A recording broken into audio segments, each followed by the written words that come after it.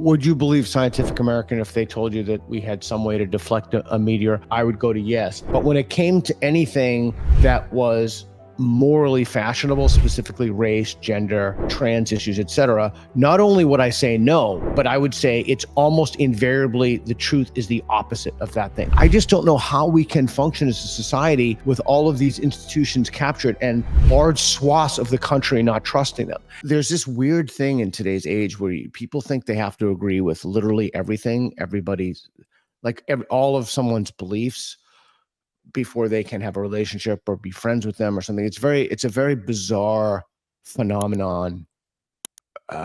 So you and I have different religious beliefs, different metaphysical beliefs, which fall from that. I'd like to take a look at that. And that doesn't affect, I mean, like, it's just crazy to me to think that because people have different metaphysical beliefs, that would somehow intrude upon a friendship of virtue.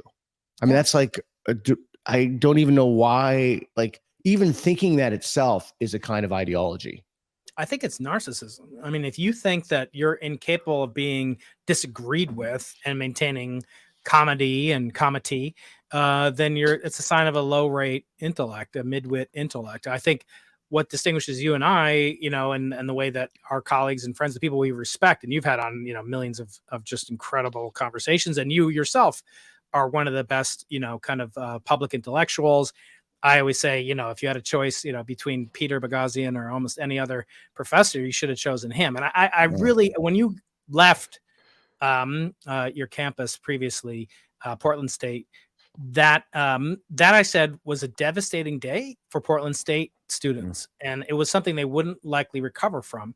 And because you care about lecturing. And I hope that some of the audience will want to talk about education, because Peter, it's time we basically blow up a lot of education, the higher education.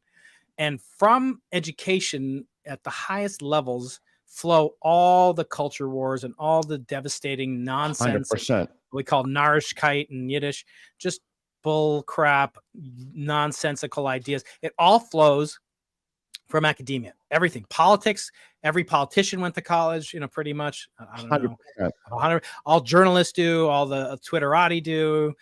They all go to college. So therefore, if you want to kind of stop the metastasization, we must start at that level. Just to set the stakes, Peter, as you know, I am not a theist in the sense of my rabbi at that same level. I believe it's almost presumptuous. And as our mutual friend Jordan Peterson says, like, who the hell are you to say you believe in God? Like, oh, God needs like Peter and Brian's, whatever. Right. But I am what I consider to be a devout, practicing, card carrying agnostic. And for reasons I can get into, I believe that is the ecumenical and also economical, in the Occam's razor sense, parsimonious way for a scientist like me who studies the Big Bang, origin of the universe, etc., to maintain. Okay, there's just so much to talk about. I'm flooded with thoughts right now. So the other thing that we need to talk about is, when I was in graduate school, I had a professor literally yell at me when I asked him why there couldn't be an infinite regress. He yelled at me, like, why I've talked about, to our other mutual friend Lawrence Krauss, I've talked to him about this stuff at length. So explain to me why. And I know you've said you've talked about the multiverse, and we have a clip about that. Why can't there be an infinite regress? Well, certainly there can be. There's nothing, everything that is not forbidden is not only permissible, but is mandatory, is the saying that we employ in quantum mechanics. So the question is there sufficient reason to believe that the multiverse exists? And what becomes uncomfortable for both believers, theologically inclined believers, and non-believers, is that there is almost a conflation. There is an overlap between the tenets and postulates of those that don't believe in the multiverse and those that do, and they're diametrically opposed when it comes to theism. So here's an example. Stephen C. Meyer is one of the directors of the Discovery Institute up in Seattle. Right. And he's a friend. I've had him on the show. And he maintains with all his might and force that theory of what's called cosmological inflation, Right. which we can explain is the spark that ignited the Big Bang that we now observe today. Concomitant with that, Lawrence Krauss, who's one of the staunchest atheists and probably wouldn't talk to Stephen, maybe although he is the main character in Stephen's most recent book, Return of the God Hypothesis. They were supposed to have a debate. It didn't happen. There's a lot of hijinks involved. You'll find out about it if you read the book, which I blurbed, as you may know. But the belief of Lawrence and Stephen are diametrically opposed when it comes to the Big Banger or lack thereof. So how can these two different things be reconciled? Well, they can't unless the underpinning of the theory is so flexible, so all-encompassing, so squishy that it admits, these completely diametric downstream conclusions to be drawn from the same theory. That's a sign of an immature, but not necessarily incompetent or incomplete theoretical framework. And so the question we have to ask is, are these part of the scientific endeavor? That great, you when you come to visit me or I come to visit you, I'm going to bring you some finger puppets. My audience knows that. Oh, excellent. I'm used to fingering Galileo. I've got Carl Sagan here. I've got Einstein. I've got them all. I don't have Peter. I'd love to finger you, Peter. But Galileo said our job as scientists is to measure what's measurable and make measurable what is not yet so. And so you have to ask the question. You can speculate on these matters of wordy philosophers, as Galileo used to deride philosophers, and sometimes Lawrence Krauss does as well. But at the same token, you should have sufficient reason to do that. So can you propose an experiment that would reveal the presence of the multiverse? Or can you only say we must wait, or we must use only indirect evidence, as I wrote about in Skeptic magazine for Michael Shermer? I wrote about, what if we're in a situation where the belief and credulity in a scientific field must be accepted not on logical proof, but on social proof? That's a scary situation. Can we agree that one cannot reason one's way to the answer to the question of if there can be an infinite regress? Can we agree that you would need empirical evidence? Forget about what the empirical evidence is, but can we agree that reason alone will not answer the question? Reason alone cannot answer that, but evidence may not also be forthcoming to answer it as well. Okay, so let's do very slowly and construct this. So if you and I agree, which we do, that reason alone cannot answer the question, then I think it follows from that we can also agree, to the extent that you're remotely knowledgeable about the domain of philosophy. Many philosophers have tried to do this. They've tried to kind of reason their way to these things, but that you can't. The way that you answer that question is through science. It's not through really cool syllogisms, right? Right. Okay. Yes, exactly. And in fact, I want to just amplify that one more step, because I, as a Jew, find it very distasteful when someone like Stephen C. Meyer or someone like William Lane Craig, all these guys have three names. I love, Prince and Madonna got by with just one. I'm doing fine with two. But they will start with the following chain of syllogisms. They will start by saying anything that exists had a beginning, kind of the Kalam.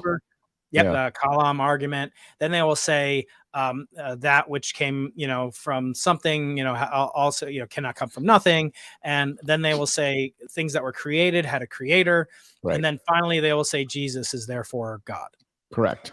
And that's difficult for me as a practicing Jew, though not at the level of, my friend Ben Shapiro, that we can't necessarily get to an extrapolation or proof of a creator, let alone a personal creator. It's clear you need such things, but that smacks of the same type of infinite regress. And it's usually formed in the same way as saying, well, if God is eternal, then who created God? And then you get into these infinite turtles as well. Right. Okay. So the Jesus part is not part of the Kalam, but he adds that in as you need a personal creator. And if anybody's wondering about where they can see the best summary of Craig's views, not elite reader. Listen, it's his debate with Alex Rosenberg. Just watch the Craig part. I wouldn't watch the Rosenberg part, but he lays that out in perfect syllogistic format. But I think that so many people have been hoodwinked by thinking that they can reason to certain conclusions about the nature of reality, but reason is not the tool that will get you there. Now, let's bracket for a second what excuse me, what evidence it would take. I'm just looking to formulate an agreement with you that you cannot reason to these things. If that's true, then much of the domain of philosophy in which philosophers attempt to do this, they're just spinning their, I was going to say a more expression, but they're just spinning their own wheels, right? So you go ahead. No, I'm agreeing with you. I think yes, there is a, and I see people are saying in the chat, "Oh no, Craig never mentions Jesus." No, but that's not the point. They're not there to prove the existence of a God. They're there to prove the existence of a personal God, or Right. else of what use is such an entity, and a God that intervenes and answers prayers and performs miracles and causes evolution, etc. So, so I would say, when we talk about things like the multiverse, it is possible for rational, reasonable people to extrapolate laws of physics in, kind of incontrovertible laws of physics down to the point where they no longer have applicability. Let me give you an example. So we talk about the origin of the universe as originating from a Big Bang. All of our lines of evidence point to the fact that the universe has been evolving, has been getting cooler, has been getting more tenuous, less dense, and hoary in its old age. Now, that implies, based on kind of modus tollens, that you just run the clock backwards, and it was more dense, hotter, more pressure, more dense, etc. Then you come to a point where you get to a point where mathematically you can predict a singularity. Now, what's interesting about singularities, where you divide a finite quantity into an infinitesimal or zero volume, say matter, a finite amount of matter compressed to infinite density is a singularity in density. Those would also be correlated with singularities in pressure and temperature. The math works. The maths out just fine. But the physics is completely unpredictable. We can't say what happens once you get below the Planck length, which is something like 10 to the minus 40th meters. When you get to such, infinitesimal length scales, the human brain, Peter, is the only, organ we think exists in the universe that can contemplate what infinity means. When I put infinity into my computer, I get out not a number. When I take 1 divided by 0, you get not a number, NaN. You don't get a sensible value. The computer can't but we can process it just fine. Human brains can do that, uniquely so. So conversely, I'll just finish this last touch point. The extrapolation mathematically can be used by both William Lane Craig, Lawrence Krauss, and Stephen C. Meyer to extrapolate to a point where should properly be said that our physics has broken down. Our ability to describe the physical universe with mathematical laws is incomplete. I read and blurbed, actually, someone who was a mentor to me. I didn't really understand because I'm not a particle physicist. Victor Stenger wrote God in the Multiverse. And I don't know if you read that, but I did. I remember you told me about it. Yeah. Yeah. And so he claims that there's sufficient evidence to warrant belief. Now, there's a clip of you to warrant belief in a multiverse, evidence being the key word in that sentence. There's a clip of you talking about the multiverse that Reed will pull up in a second. But here's how it goes from the point of view of many contemporary Christian apologists, led by William Lane Craig. He'll say, and he'll invoke Vilenkin, he'll talk about the Big Bang, and he'll say, the reason that people believe or claim to believe in the multiverse is because they want to deny the God hypothesis. They want to deny the first cause, this kind of Aristotelian boom.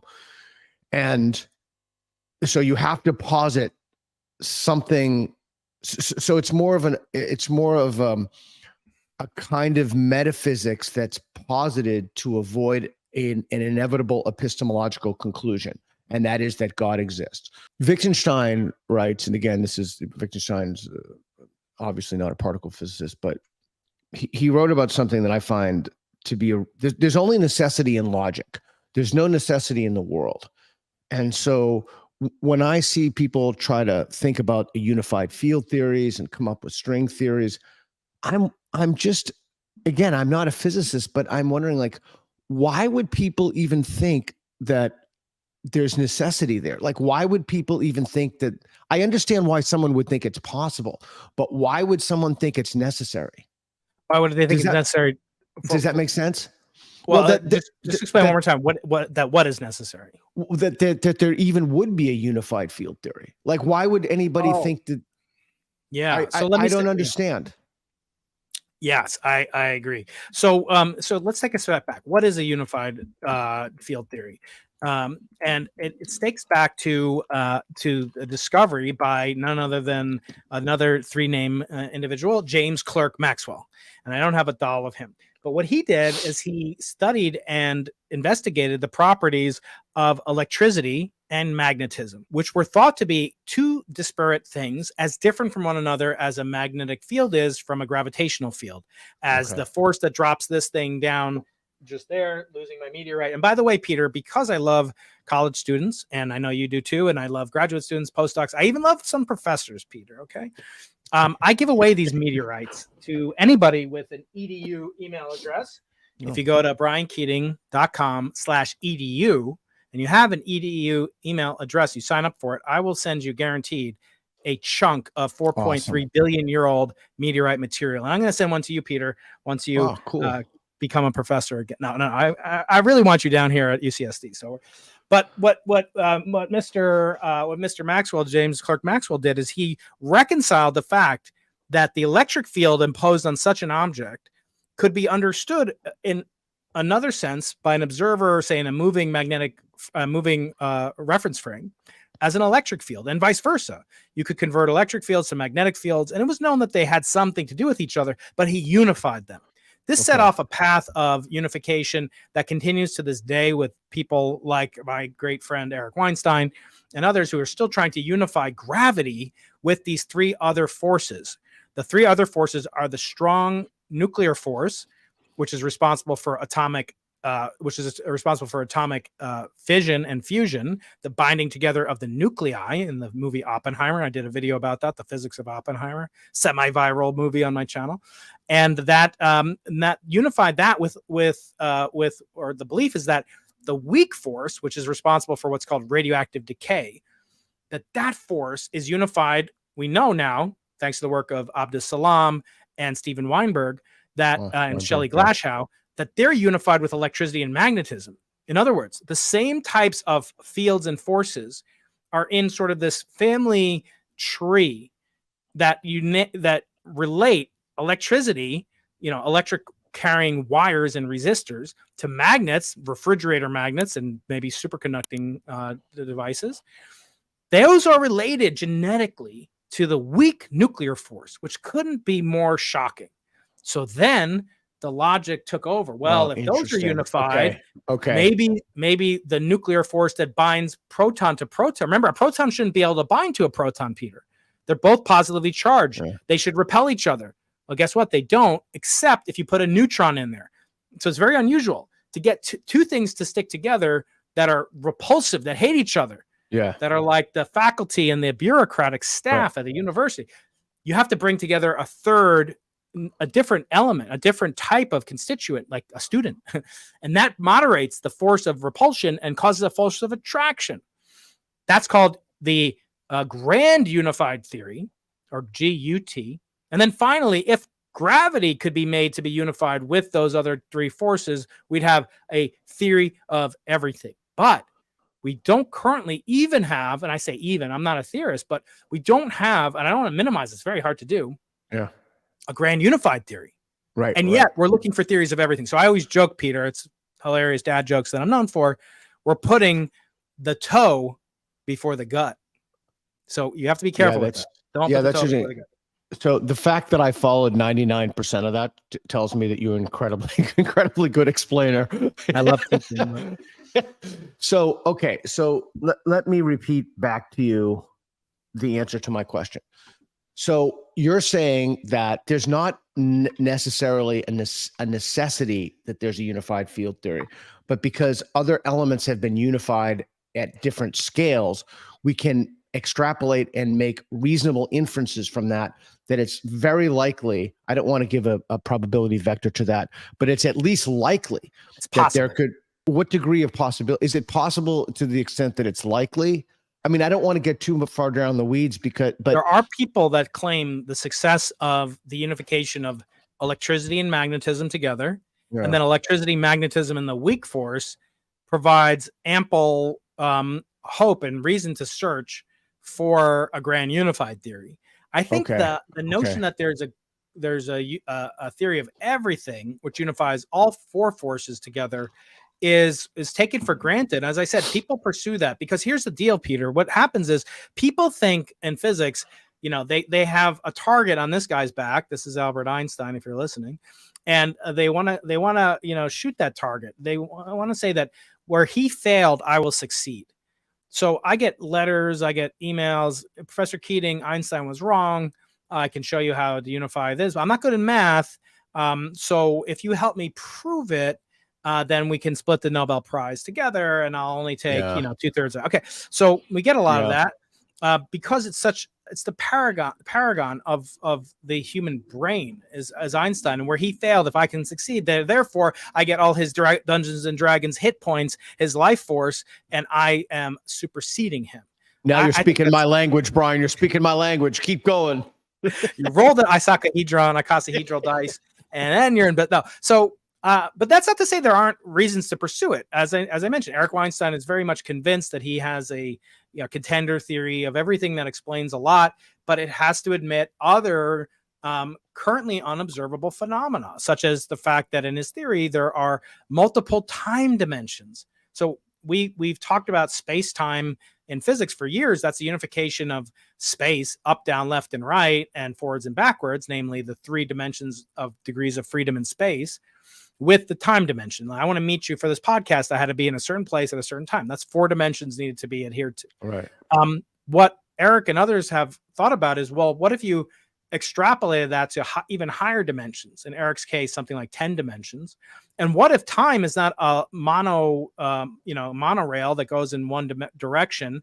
It could potentially go backwards and forwards, but there's an orthogonal time direction that we have no real connection to. And Hawking and others did postulate that as well. So he's in good company. Now, there are other theorists like Sheldon Glashow, who won the Nobel Prize for the unification of electricity and magnetism. He also tried a similar vein. There's something called Petit Salam. Ed Witten has tried to do this with string theory. Dude, Ed Witten is behind everything, like virtually everything that's just insanely out there. But yeah, go ahead. Yeah, I have a lot of trouble with him. He is one of the foremost self-hating, anti-Israel, Jew-hating, who's Jewish. He is truly on his own level. Like Ed Witten is.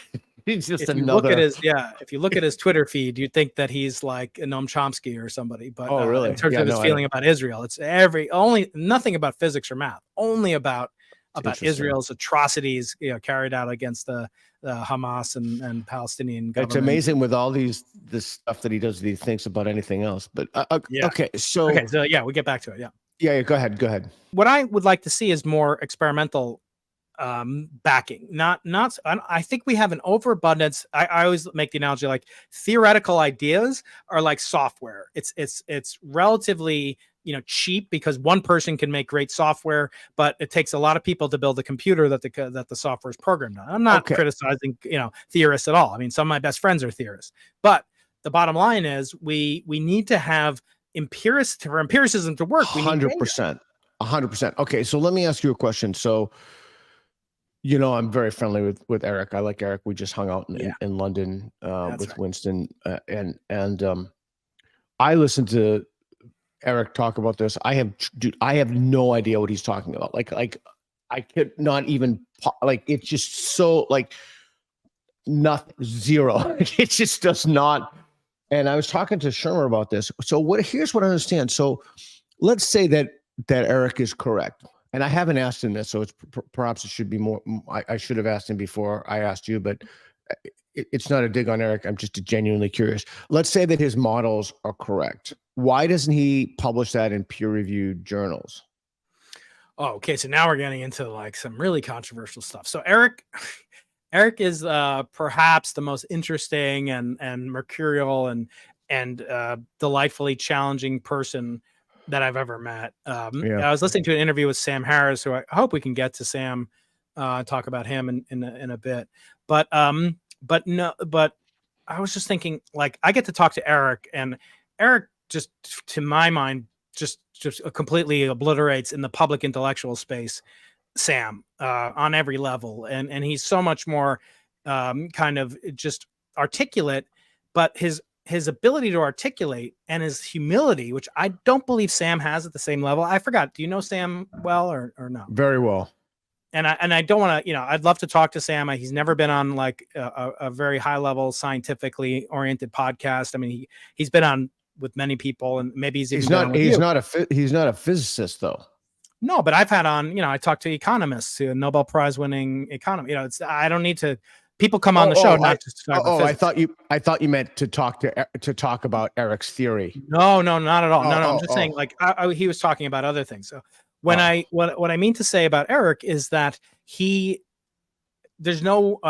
Eric's mind works in multiple dimensions in ways that normal people can't really contemplate. So, for example, when we talk about peer review, he is already like 5 steps down the road. So if you ask Eric, he will say peer review should not be part of science. In fact, his pinned tweet on Twitter for a long time was, we should talk about this graph.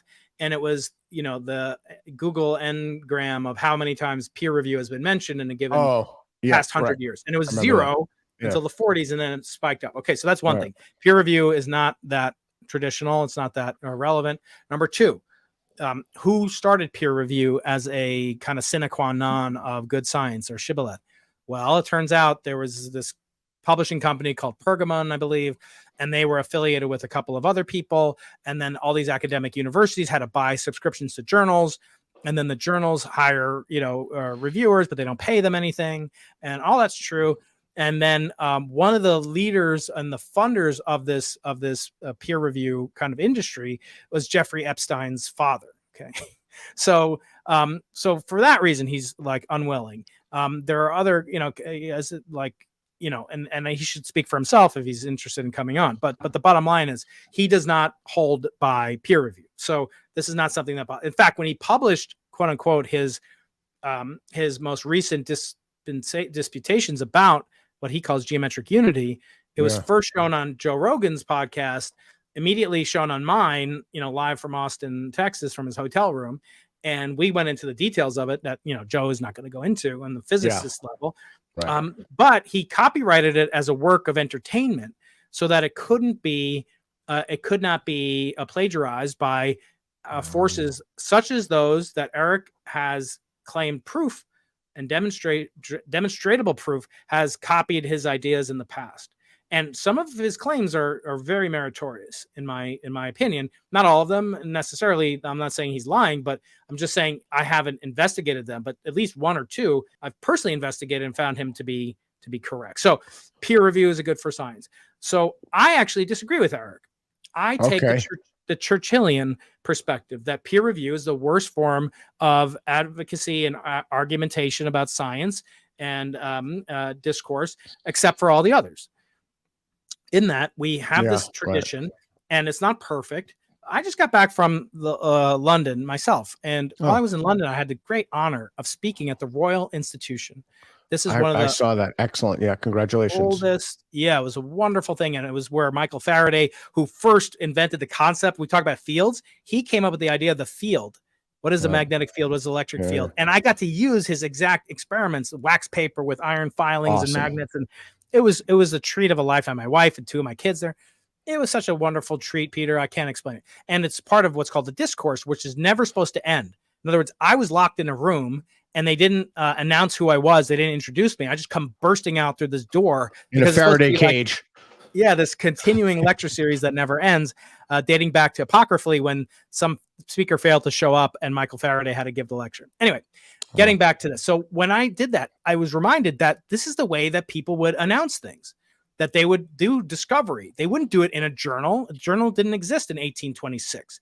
Instead, they would come there and say, I believe that this chunk of meteorite, which your .edu email address will get you, is 4 billion years old. And they would do an experiment with a Geiger tube or, some sort of, proof. Or J.J. Thomson demonstrated the existence of the electron, like live in person. It was incredible. And I was using some of their same equipment. So Wow. that's an alternative, right? So you could think of other alternatives. You could think of subject or domain expertise. I will say, though, that it is very difficult to construe a way of adversarial, but it should be not ad hominem critiquing of scientific presentations. And Eric is of the opposite. He thinks it's bad for science. I think it's neutral to slightly good, and especially compared to all the others. Could Eric demonstrate his model live? No, he's not. It's not an experimental model. So the access to this, if you've seen Oppenheimer, you plan to first check out my video on my channel about the physics of Oppenheimer, because they left out all the physics, all the fun nerdy stuff that I went to go see it for, and I was like, I got as much physics out of Barbie as that. But when you talk about the physics of the nuclear, now we're talking about the physics of space-time.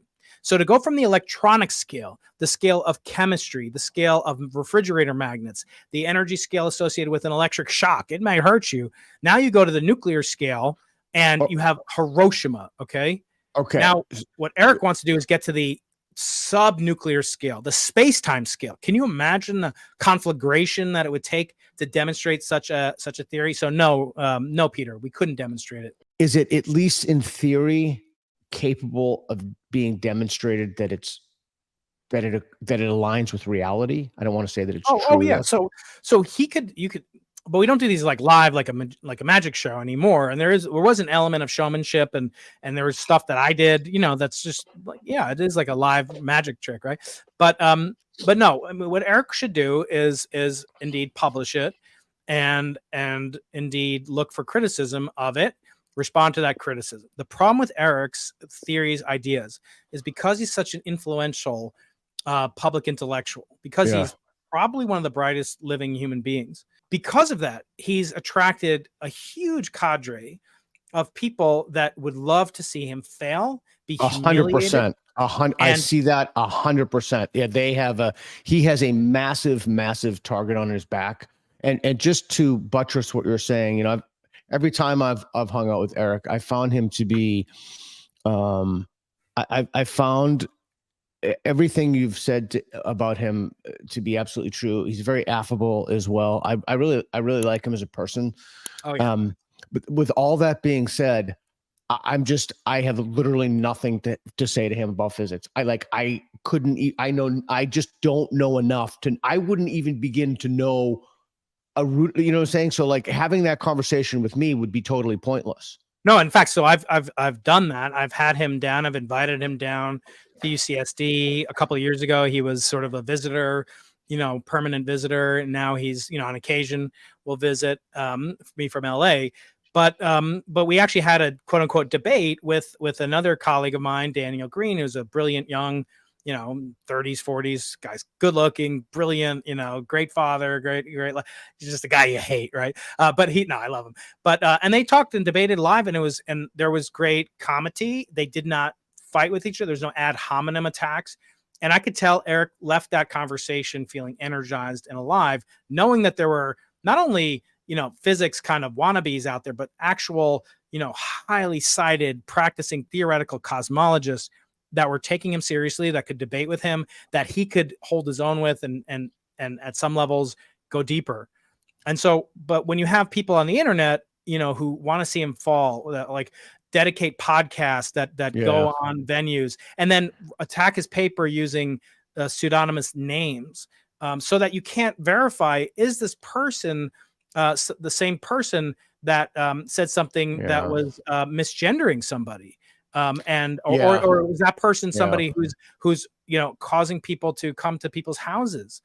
We don't know, because that person's name is not. So at that level, now there is a very public critic who has made his name known online and is frequently critic, and he also loves to try to engage me in it. And I know who that is. I think he's a brilliant. We won't use his name.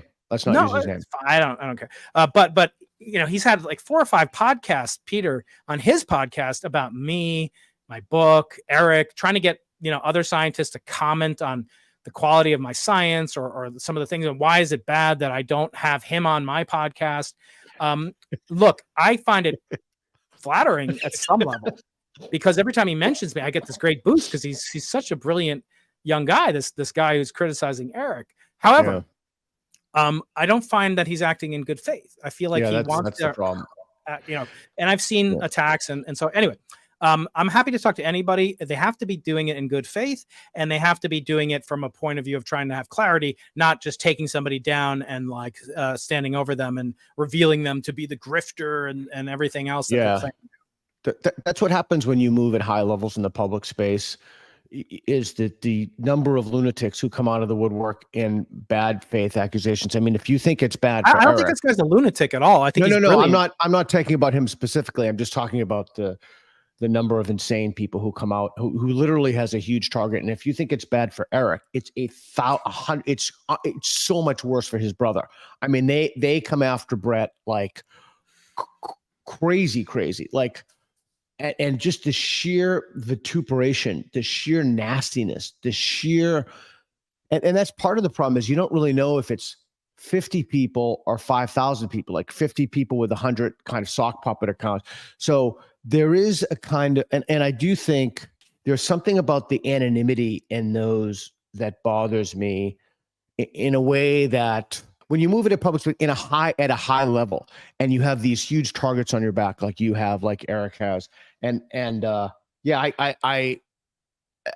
something you'd never say in person, right? If somebody were to say to me about my friend Eric, if they were to say he's a grifter and a fraud, you're going to find something out about me and, the kind of physicality that I'm willing to maintain. If you're actively threatening me or my friends. Okay. Now on the internet, that doesn't happen, right? I mean, people, there's no repercussion. You're not going to get punched in the face. Somebody once said that.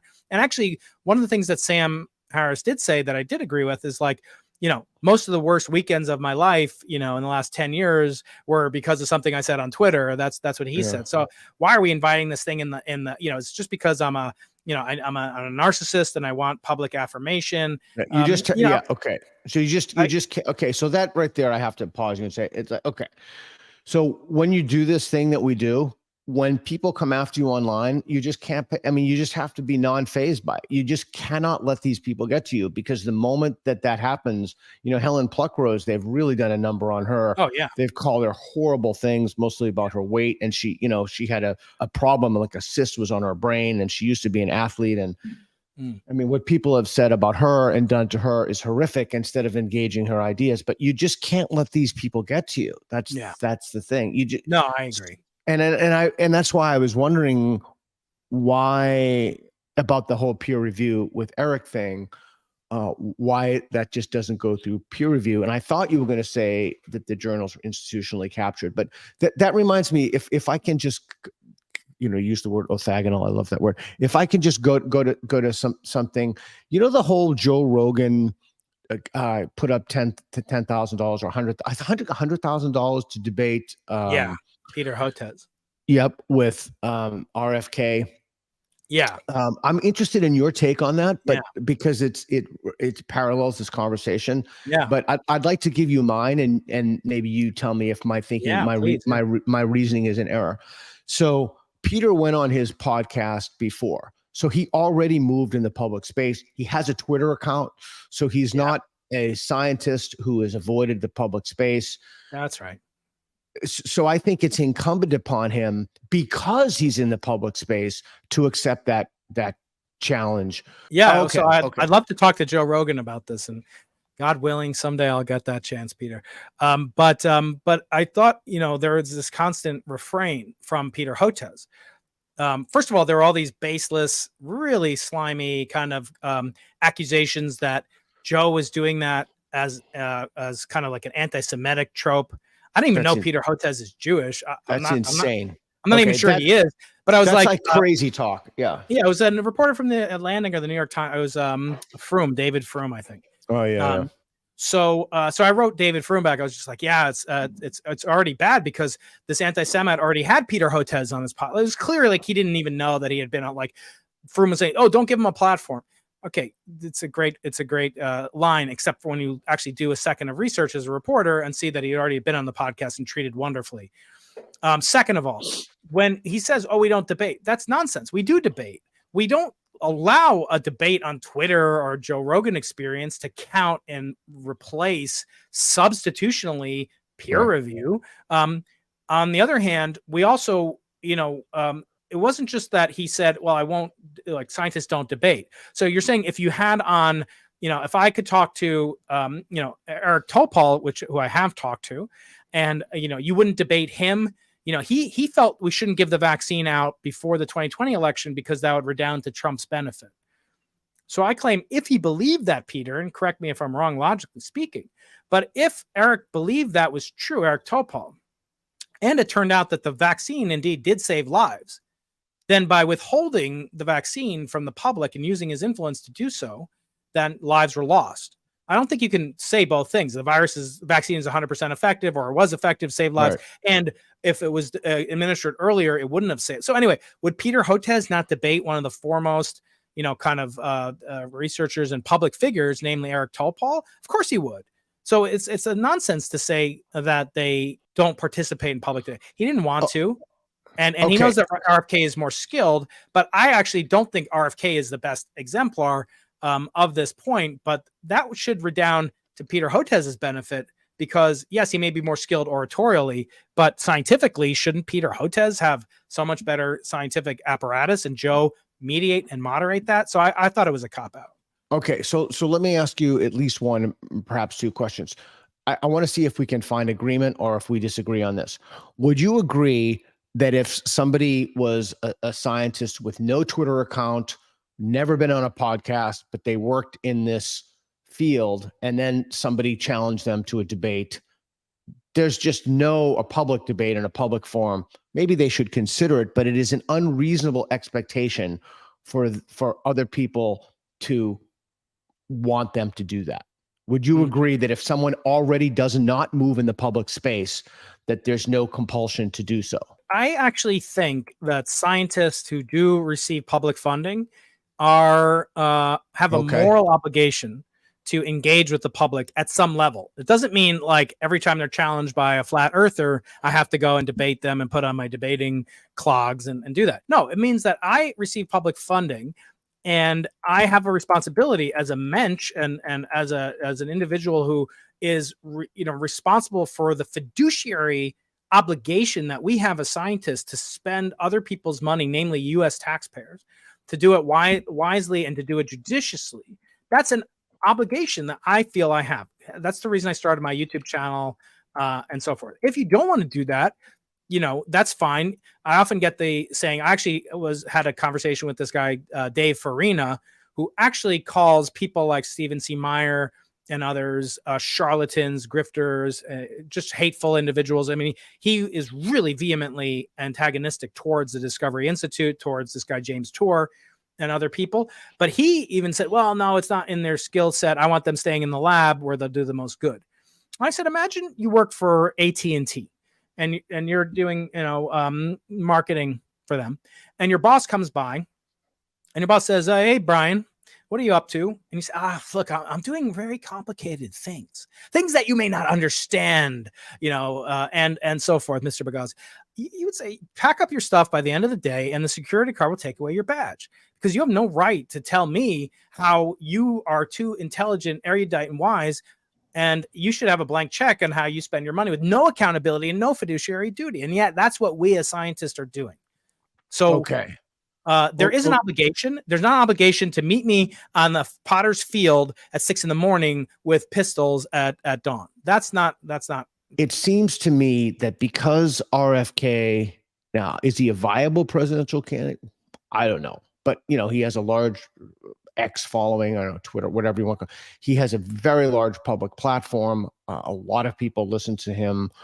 It would seem to me, given that there's an additional responsibility on someone who is a scientist because of the political nature of both the claim and the person with whom you'd be having that discussion. Is my reasoning?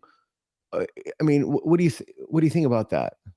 I mean, do they have an obligation, or to be part? Obligation might be too strong, but because this is a presidential candidate with unreasonable likelihood of success, but there just seems to be an additional gravitas or duty or responsibility because it's RFK. Well, let me flip it no. around you. So if I've Okay. learned nothing else, by the way, when you were on my podcast, it was such a delight, and I really want you back on. I want to do it in person in my new Impossible Studios. But Awesome.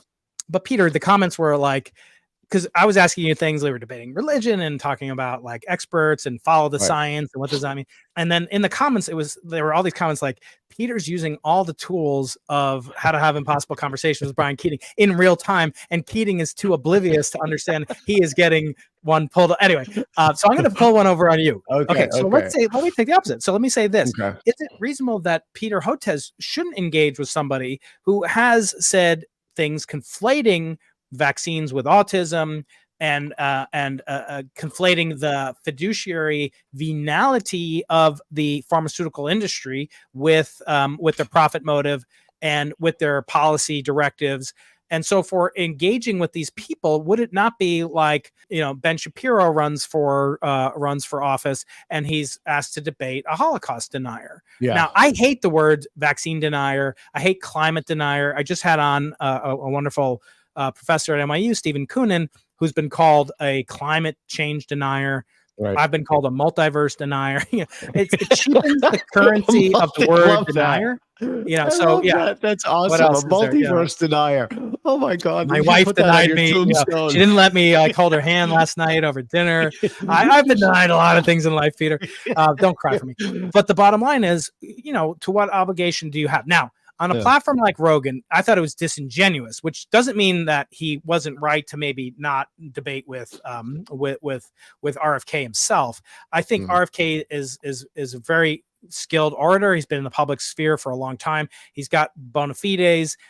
So I think Hotez was I think he was scared to do it. I think he's maybe smart not to do it. And maybe there's some venue, but he wasn't actively proposing it. So let's say Eric doesn't want to do peer review, or Sam Harris doesn't want to be on Twitter. Are there ways that they can have their own echo chamber punctured rather?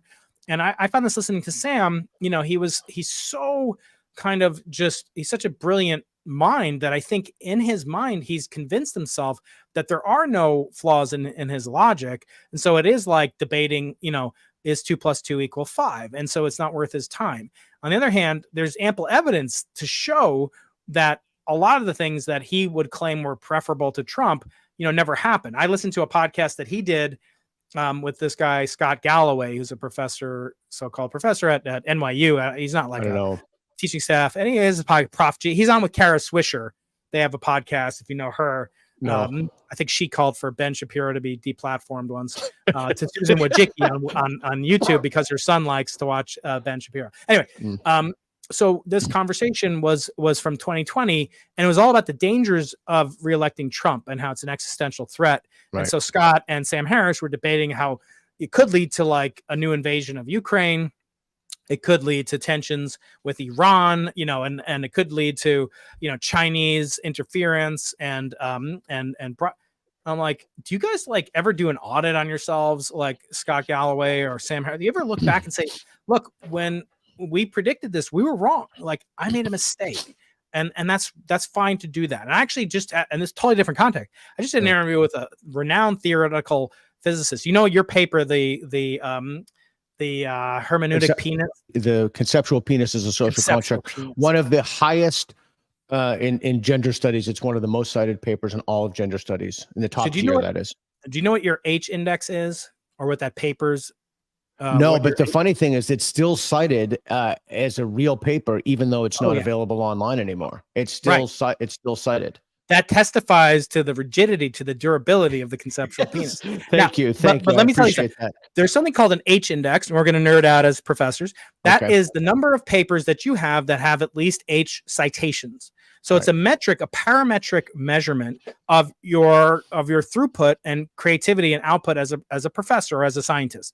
Okay, so someone could have one paper that has 1 million citations and never write another paper, and that's interesting, that's useful, that might be a one-hit wonder. Or someone could have 10,000 papers that have each been cited 100 times, and that might be even more indicative of that professor's impact on the field. So it's an impact factor assessment.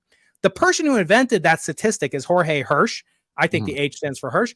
He's my colleague at UCSD. He was a very great skeptic of the superconductor that's recently been announced to be operational at room temperature. And I know you want to get into type 2, type 1 superconductors, I actually do. phase 1 superconductors, and also talk about levitation and the Meissner effect, and we will do that. And quantum computers. I just had him on my podcast a few hours ago, and he's changed his mind, and he's big enough to do. He's one of the biggest naysayers. Now so Sam Harris can't come out and say, look, I was wrong. I don't think we would have had a fascist state. I think we maybe have descended more into kind of fascist or suppression of free speech under Biden potentially. And maybe Biden is more as corrupt as I thought when I said on trigonometry that, he could have, dead babies on his laptop and that wouldn't affect. Anyway, this is all to say that that there's no obligation to debate, but I think you shouldn't shy away from it. And if you do, find another venue. Say, I don't want to debate. Let's have a debate on peterboghossian.com. Let's have a written debate, or let's do it live, or whatever. But to say completely it's not, he's beneath me, I think that's insulting to the scientific process.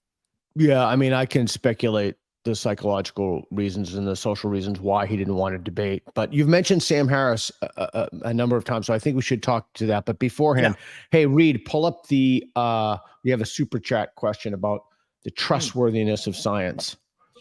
And thank Maverick Christian. We appreciate this. I have a nonprofit. Everything goes to the nonprofit to allow us to do this. And I get 20% of it, right? You get 20% of it, just 20. Whether to trust the majority scientific opinion in practice boils down to who do you trust when you lack the relevant expertise to judge BS, which can go awry. For example, creationism. We should talk about that because Dawkins does not debate creationists because he says it gives them the quote oxygen of legitimacy. And how do you navigate that? So that's actually a great question for you. Yeah. So when I think about, who do you trust? You have to, trust is earned just like in life. And all of us have a moral and ethical bank account. And I think you can draw upon it. You can be right. I may have declared that we discovered the imprimatur of the singularity that began our universe, but I also was part of a team that retracted it and worked to overturn it. And that's the story of my first book, losing the Nobel Prize. Spoiler alert, I lost the Nobel Prize. Great book, by the way. Loved it. Thank you very much.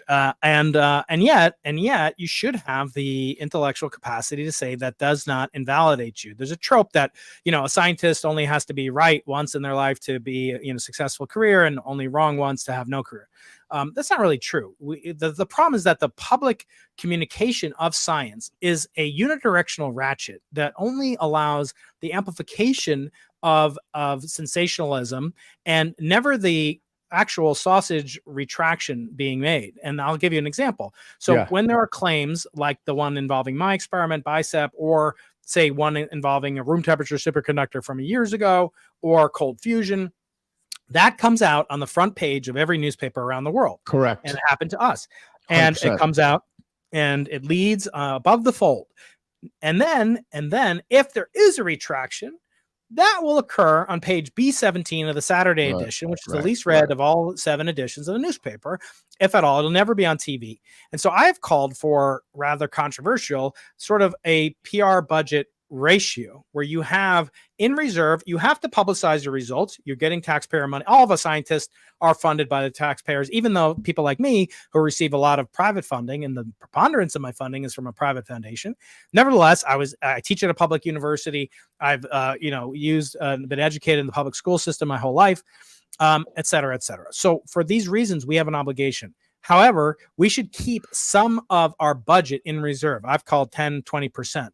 Call it in reserve to publicize at the same level of attention that the initial announcement got. And you must keep working with the media. And I call this the academic media hype cycle, because something will be found like a claim that the universe is 26 billion years old. And that'll be one person working in Ottawa, Canada, is a legitimate professor. And he will claim this, and then it will get picked up by a couple of physics, news sources that have the word physics in it or scientist in it. And then Joe Rogan will post it. And then Elon Musk will retweet and ask questions about dark matter subsequent to it. And this really happened 2 weeks ago. If I ever do talk to Joe, I'm going to bring this up because the fact is, having this one researcher kind of present a single finding that's not vetted or really consistent or coherent with the majority of the field. And it turns out this researcher also had felt pressure from his home institution to make a press release, which then gets picked up by a local newspaper, which then goes to a national website, which then goes to Joe Rogan. So this got tens of millions of views. Now, if it turns out, as I think it is, incorrect, it doesn't mean he's a fool or he's an idiot. It just means that his logical reasoning process was meant to fit an outcome rather than blindly apply to data as a random control trial. So it would hopefully allow us to do. So if that occurs, is Joe Rogan going to put out another tweet? I was wrong. This isn't. He might. I'm blaming Joe. I'm not really mad at him, but I'm just saying when the propensity, as Mark Twain said, or somebody said, maybe it was Sam Clemens, not Mark Twain, that a lie goes all the way around the world before the truth puts on its pants. I'm not saying these are liars, not saying these are fraudsters, but the lack of resources, financial resources dedicated to this. And I get this from a Talmudic perspective. It'll be interesting. So in the Talmud, if you say, Peter says, I witnessed Brian Keating trying to murder somebody, or actually murdering somebody, and you didn't actually see that, but if you did see it, I would be convicted of that and I would be put to death. If you say that, Peter, and it's proven that you lied, then you get the punishment. You get executed. Okay. In other words, the thing that you would have brought upon me gets brought upon you. So I'm using this in the Talmudic sense to apply to scientific publication retractions. The amount of attention you had put into this to either garner attention, research funding, Nobel Prizes, fame, attention, that you must maintain in reserve an insurance policy. And that insurance policy is to retract at the same level that you promoted it. Okay, so I followed, and I agree, bracketing the death thing. I followed, and I agree with what you say. And what's making it made me think about something that I've been thinking about for a while. It's just this idea of the death of expertise. Mm-hmm. It's how we've come to a legitimation crisis or a legitimacy crisis in our institutions. We're inherently distrustful of expertise. And you've spoken with Jay Bhattacharya about this, and others have spoken, but Brett has spoken about this. And do you think the following scientific institutions are trustworthy? So I was wondering if you could comment on, like, Scientific American is completely lost. I mean, I'm just amazed at what's happened to that. These venerable legacy institutions, the journal Nature, Center for Disease Control, World Health Organizations. And then I have a good friend of mine who works for the CDC, and I'll tell you what she said. What do you think about, like, the fact that, are these trustworthy, and how do you relate that to expertise? And if you can, to the legitimacy. This is a complex question. I'm trying to not ask compound questions, but no, you're better than me, because that's to the legitimacy crisis. Yeah. So what do you think about, like, the trustworthiness of our institutions and the fact that the public just? My buddy said to me the other day, if there actually is a pandemic that's literally like Black Plague level, no one's going to believe it. Like, literally. Don't, by the way, don't say if, say when.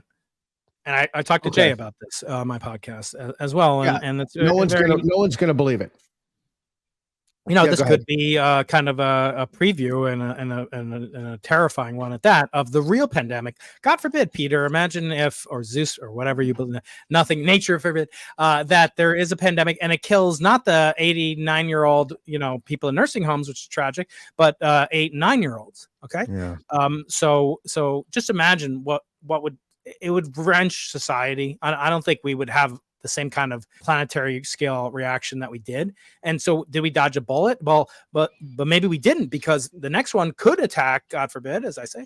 And then we got all these people, like my kids had to go in for their Tdap vaccine. I was like, well, how many people really get tetanus in the US? I was like looking at it. I remember talking to Eric Weinstein on my podcast, and he was like, I got the rabies shot. And I was like, oh, well, big freaking deal. I got a tetanus. And he's like, no, like very few human beings get the rabies shot. Like, it's so rare that you get rabies, and he had to go to like collect fruit bats or something, whatever. So the bottom line is, like, you start thinking about this. Well, like, or like the HPV vaccine, oh, cures cancer. Well, how many, like, am I saying to my wife, like, we are expecting our kids to have sex out of wedlock, and when they do, they will be sleeping with a partner who has these polyps, or has this hepatitis or whatever it is, and then they'll get cancer. Like, what are we saying here? Like, just to pause that for a second. So HPV is linked to cervical cancer in women. That's right. And so there's some really interesting literature on that I read a while ago, and about public health campaigns, et cetera. So the HPV vaccine is, if they have sex, that they're, you want to ward off that possibility of cancer. So I think but I believe a no-brainer. The most probable age that they would get cancer is in their 60s.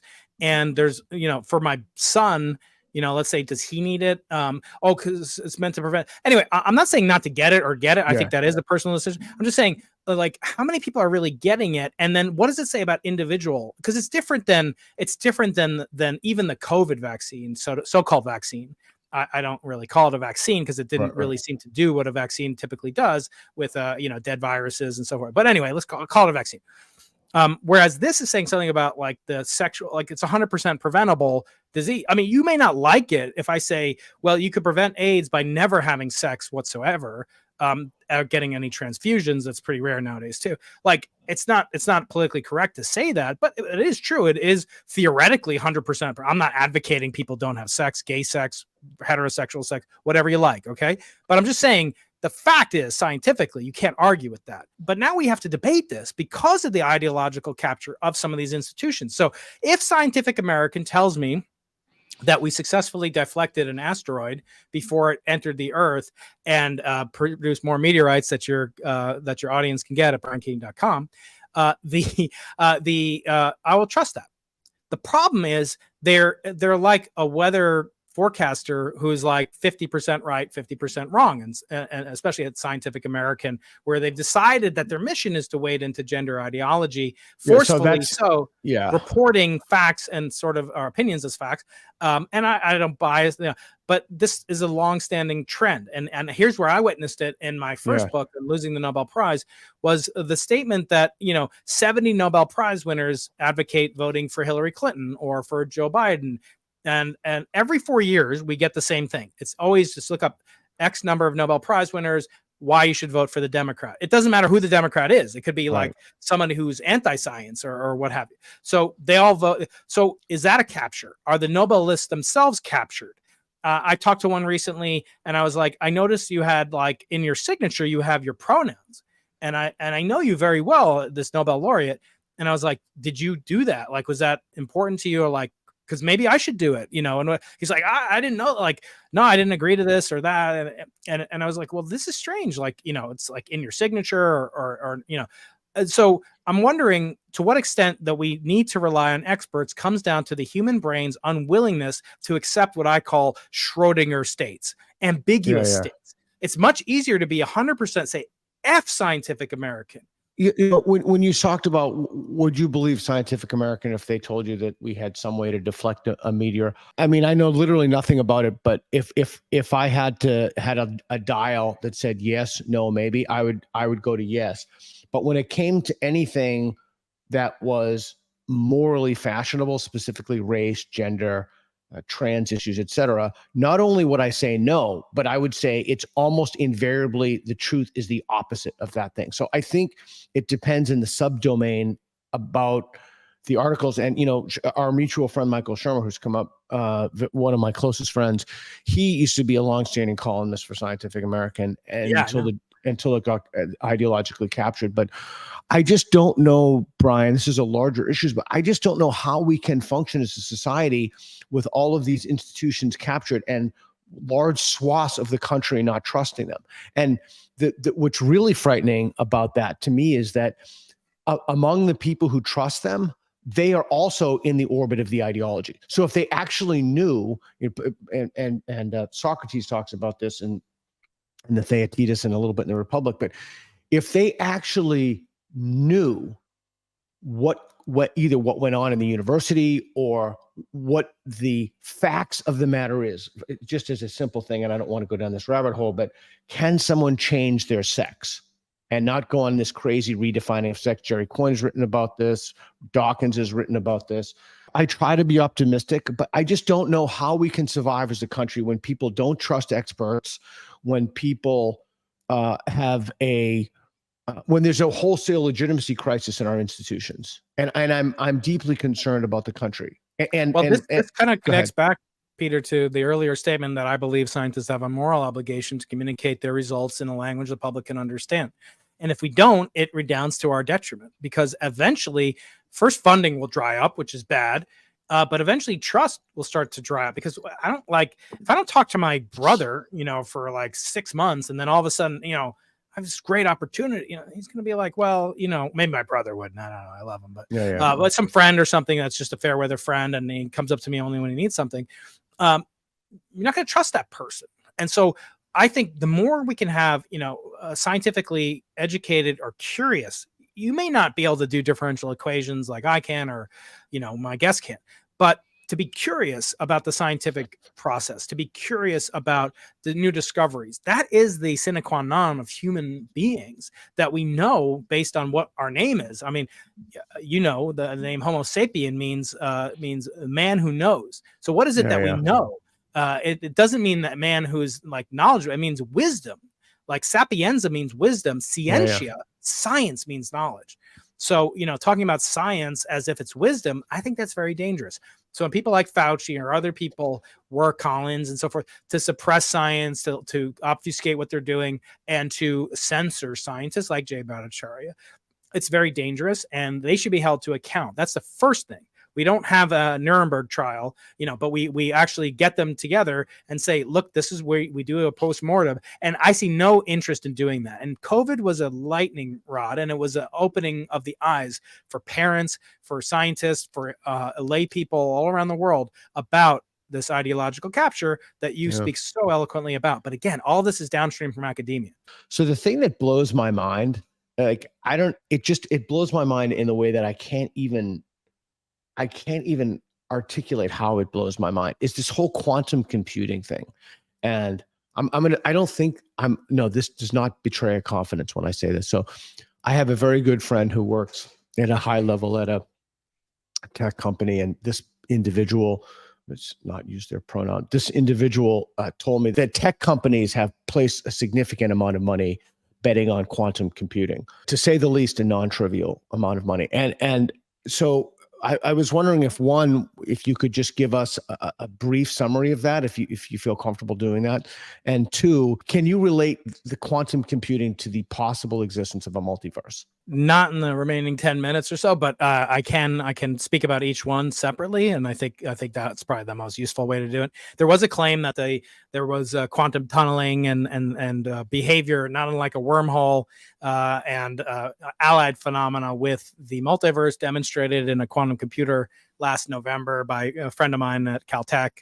But we won't conflate the two just now. So quantum computing is a breakthrough in the computing process. It was proposed by many people, but most particularly known and popularized by Richard Feynman, as many things were in physics, who's been canceled, in some ways nowadays. So we can talk about that some other time.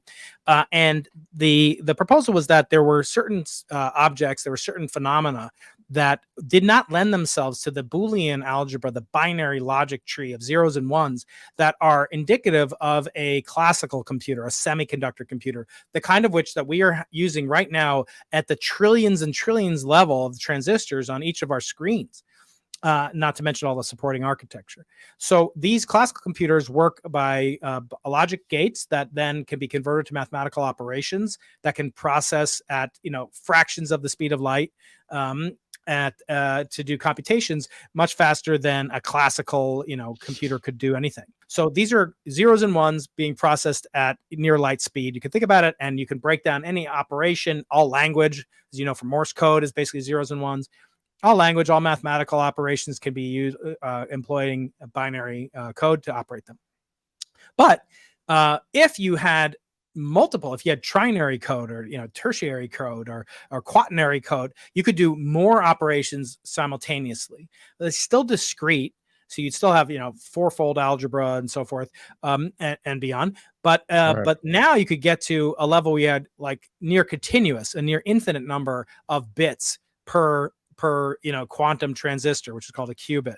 So these could take on different values, typically encoded in either their spin of electrons or topological effects, solitons and polarons and light optical quantum computers. And they're found to be incredibly descriptive and useful, these quantum computers, at describing the physics of quantum computers. Right now, a lot of what they do is doing things that need to be highly parallelized. So looking for prime numbers is a very arduous task in mathematics. These objects can do that, and it's pertinent to everything we're doing now, because a lot of encryption is predicated on finding prime factor pairs that can be used to generate public key encryption and then decoded in private. So that is a possibility. To date, that's one of the major opportunities of quantum computers, as well as understanding the properties of quantum systems at very extreme temperatures and pressures, including possibly these newfound room temperature superconductors, if those are confirmed. And I'm sorry if this is such a dumb newbie question. I'm not a physicist, but is there any relationship between quantum computing and the multiverse? Or let me ask you the question this way. If at any point in a trajectory of quantum computing, let's say we're able to do utterly extraordinary things, would that be evidence of a multiverse? No, I mean, they used to say, if you wanted evidence for aliens, you already had it. Fermi's paradox is answered because there are people called Hungarians. And as a Hungarian, I'm very proud of that, and I know you have affection for Hungarians as well. I'm a big fan. Yeah. No, there's not necessarily any link between that. There are weird aspects of the multiverse that can be envisioned as so-called splitting of the wave function. So in quantum mechanics, classical mechanics, the position of an object and its velocity specify everything that it can do.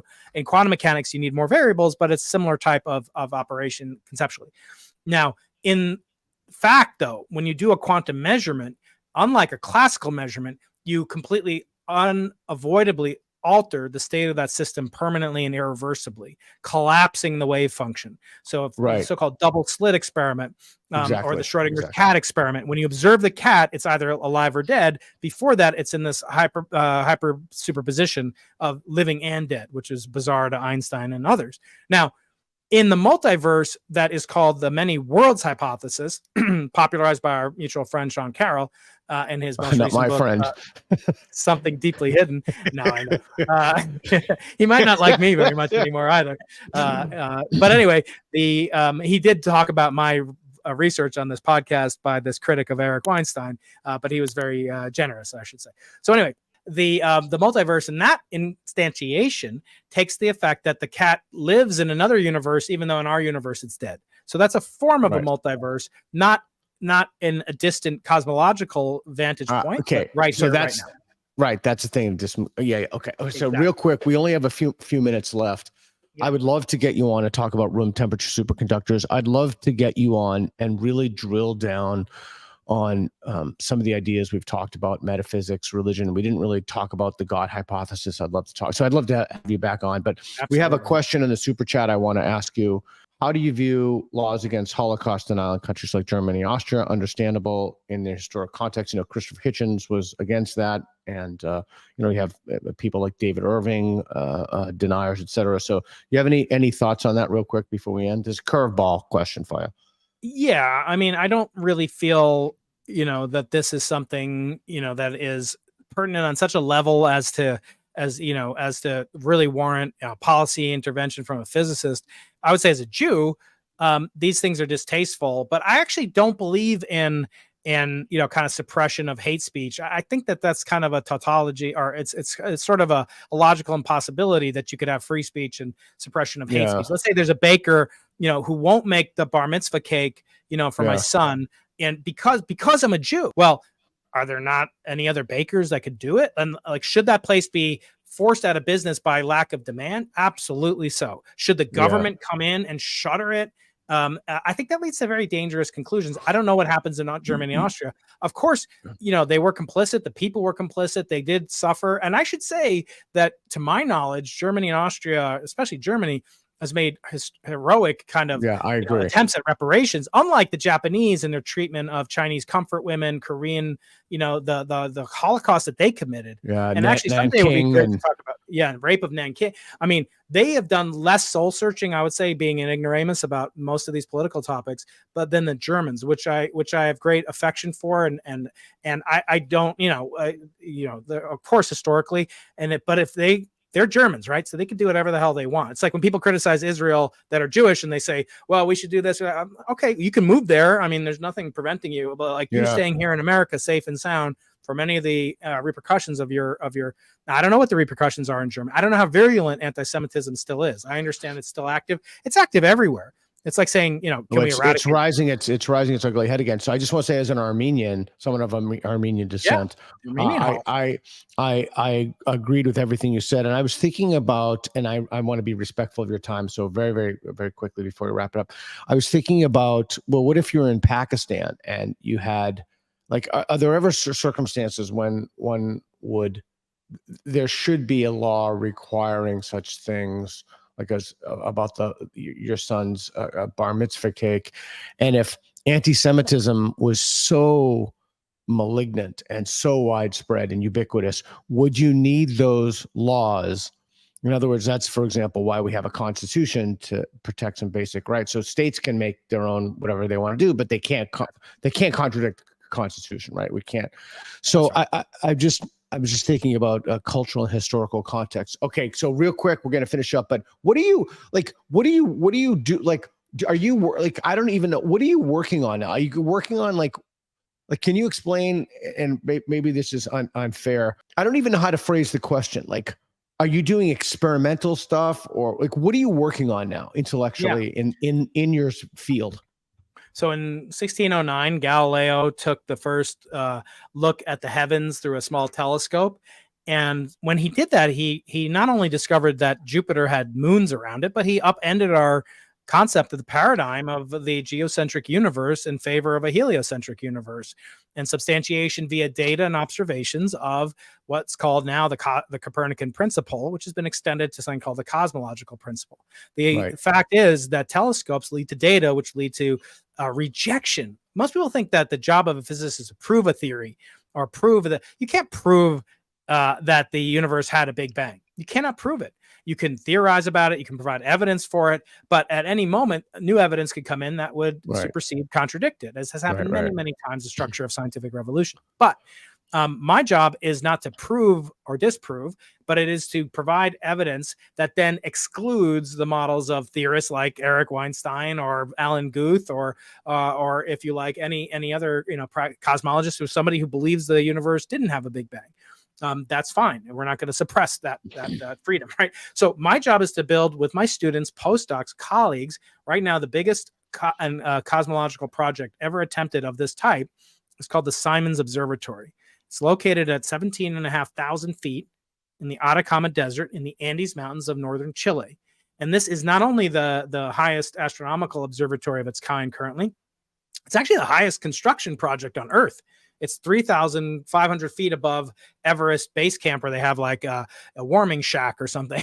So it's an amazing logistical triumph that my colleagues on the Simons Observatory, people at Princeton, Penn, colleagues here at UC San Diego, at Berkeley and Chicago, all around the world, 300 scientists ranging from undergraduates to gray hairs and beyond. We are building the most sensitive instrument, which will get first light to look back and look for the telltale signs of a singular inflationary origin of the universe, which, Peter, like what Galileo did, overthrew the biblical interpretation of a stationary central Earth. This could overthrow the notion of a singular universe, in that it could provide the first circumstantial evidence, but evidence nonetheless, of a multiverse. Gosh, and so to me, it's the most exciting thing that we can. How incredible! Like, how crazy cool! Thank you so much for speaking with me. I genuinely appreciate it. I appreciate you taking the time to popularize science, which is one of the most important things that I think we can do, is make these ideas accessible to people. And really explain in language that even I can understand some pretty cool concepts. So I really appreciate the work you're doing in the public I realm. do So too, thanks. Peter. I said I have a non-sexual crush on your mind and everything you do. It's awesome. Thanks to your team. Thanks to Reed and Aaron and everybody over there at Boghossian Enterprises. That's a phenomenal thing, Peter. Congratulations to you.